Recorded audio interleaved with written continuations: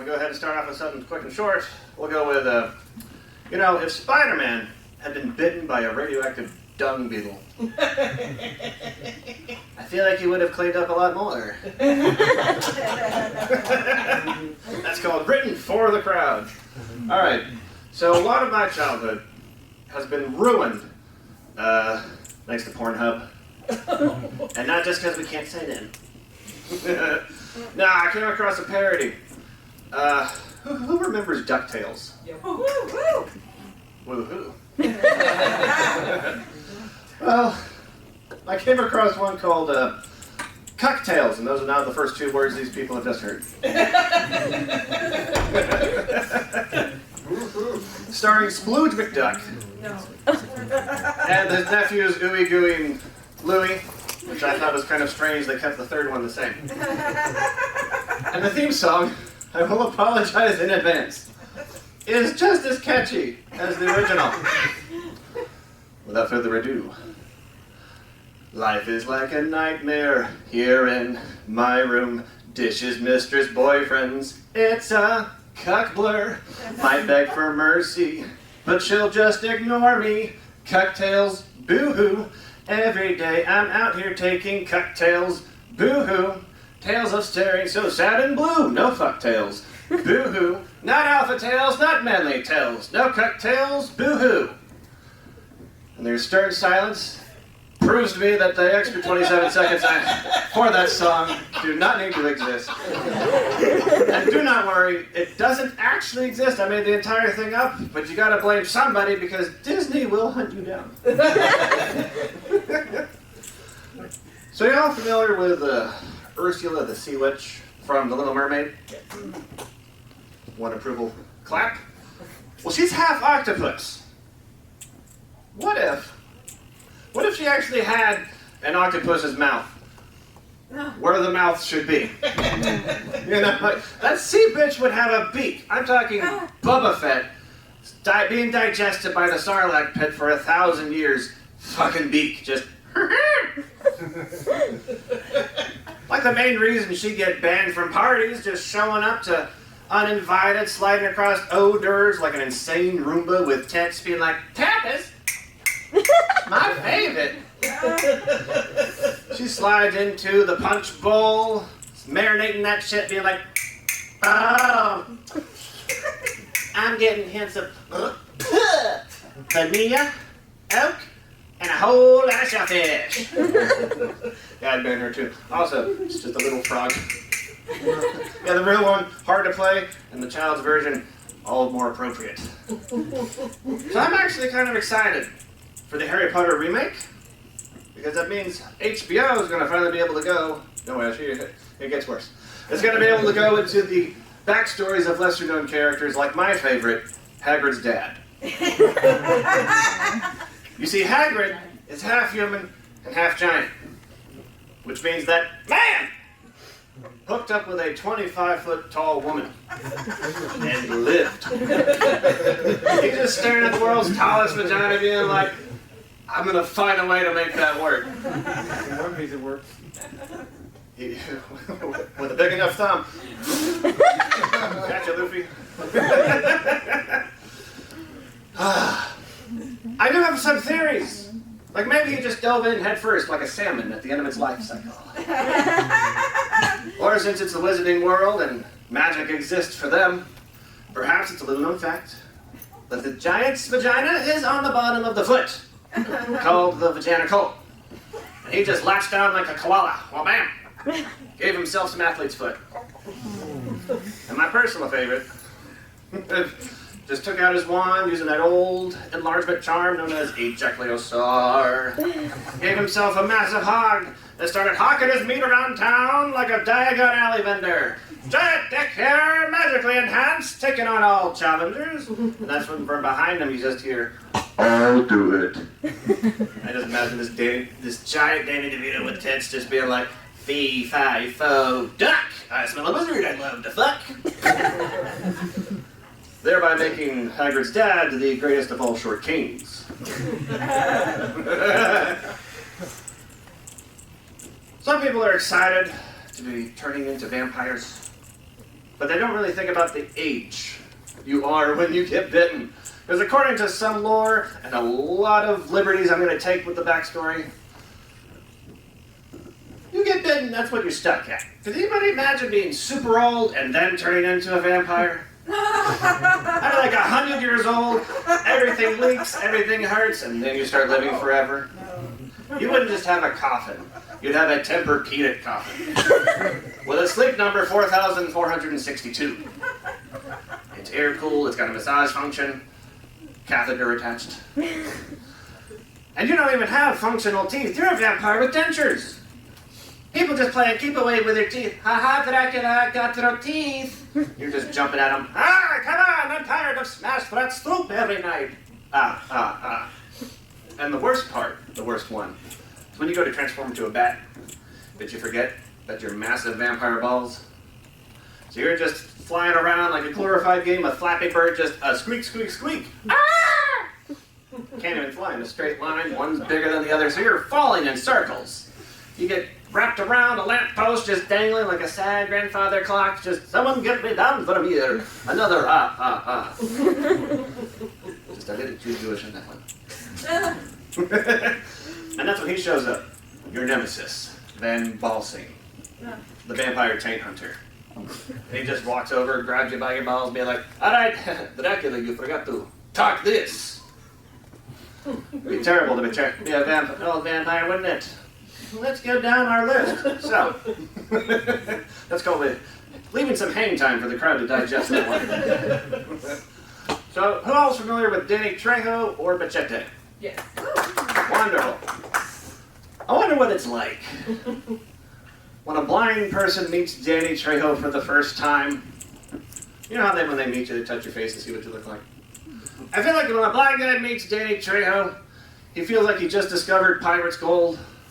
You know when it's X marks the spot, but for Machete, it's X, X, X, X, X, X, X, X, X, X, X, X, X marks the spot.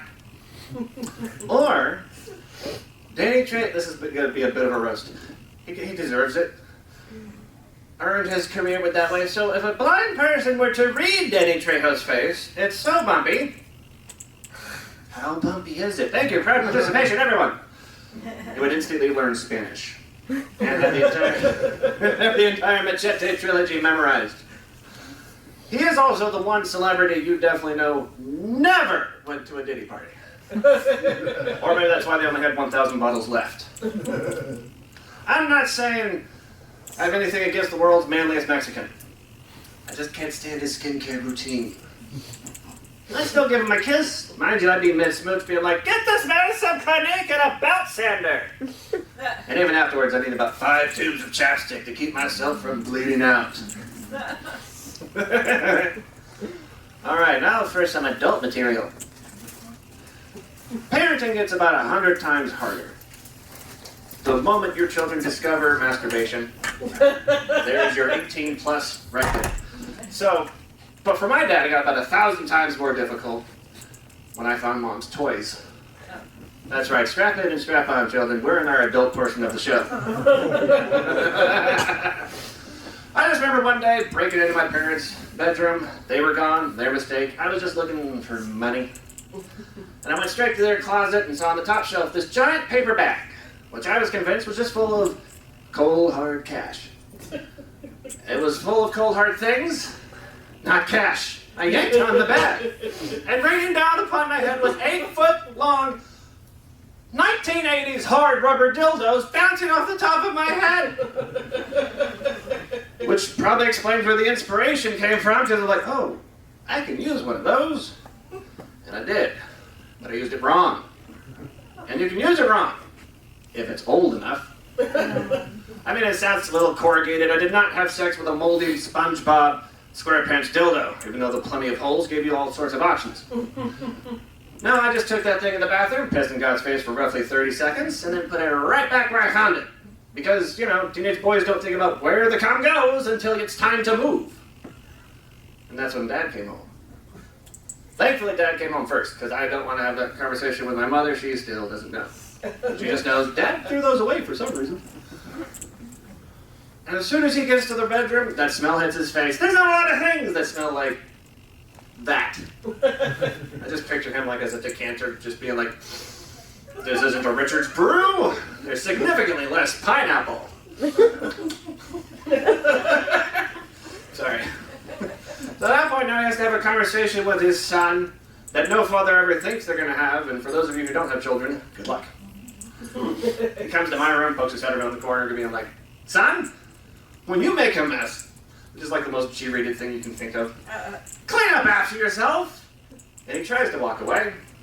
But curious, perverted George over here, what are those for, father? And he's just like, your mother, she's not into that.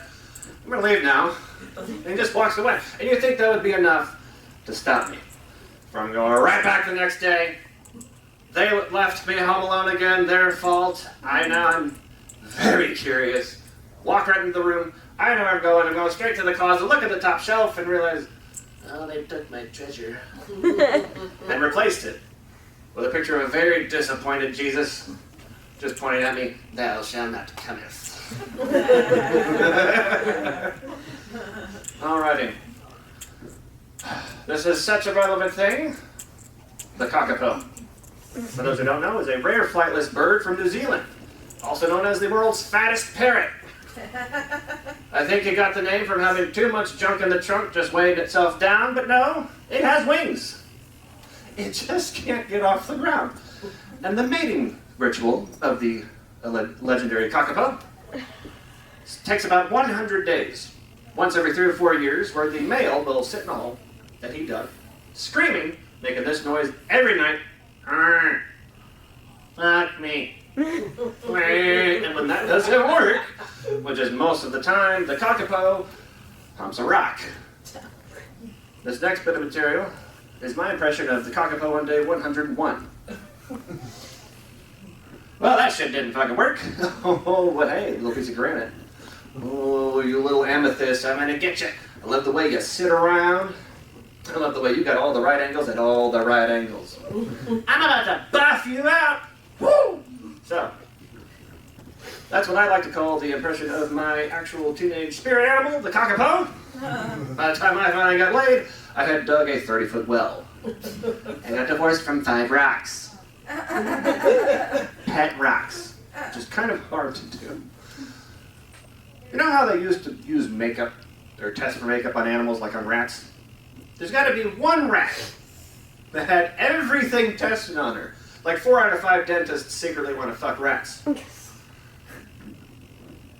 She must have have a real fucking attitude, a real smug rat, just being like, I should have been a ratatouille. Just look at this bleached blonde asshole, I'm gorgeous. She throws her tail over her shoulder like a feather boa. I'll be in my trailer. But it's just a rat trap made to look like a trailer. They'd kick her ass into a river. And even while drowning, she'd still be complaining, I told you assholes not to get my fur wet.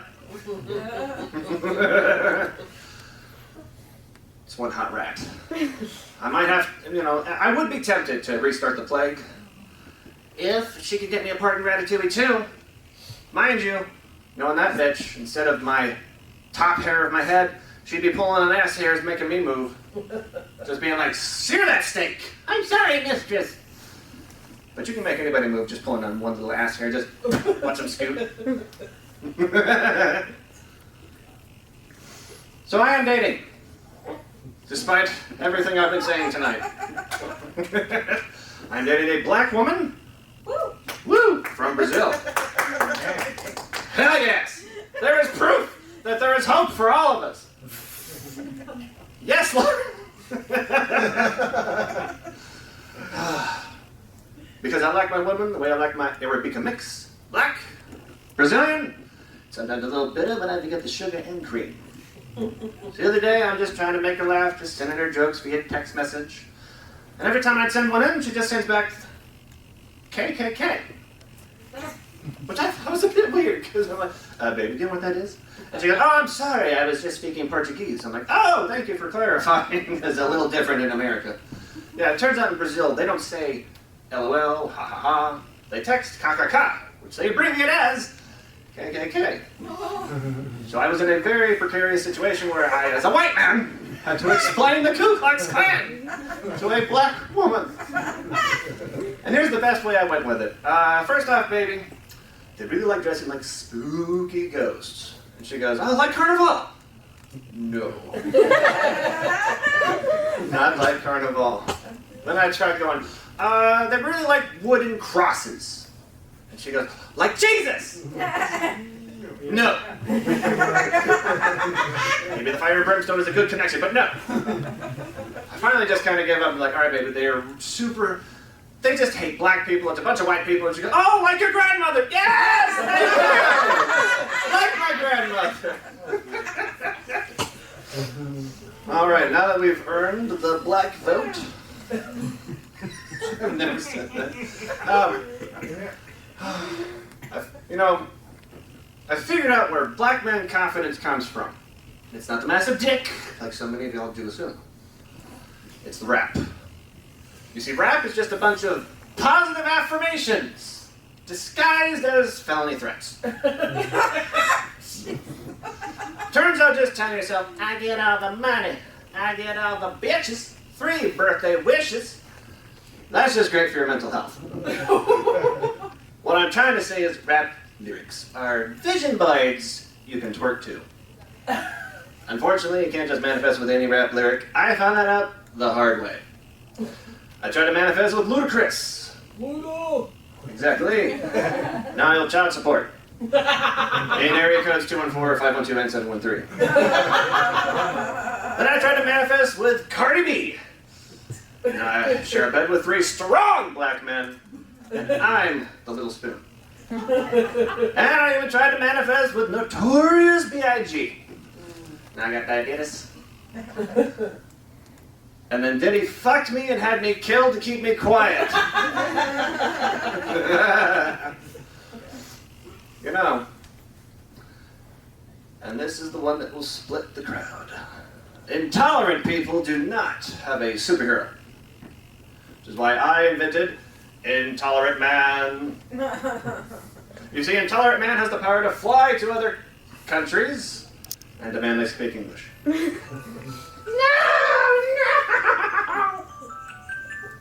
Isn't that terrible that the one guy performing is the one fucking it up? So, Intolerant Man also has the power to turn down ethnic music anytime Steely Dan gets interrupted. And Intolerant Man gets physically ill anytime he hears, smells, or tastes MSG. And this next bit is the day Intolerant Man dies. I do go kind of quick, so try to keep up. One day, Intolerant Man sees a gay Jewish couple kissing in front of a Cracker Barrel and passes out from sheer outrage.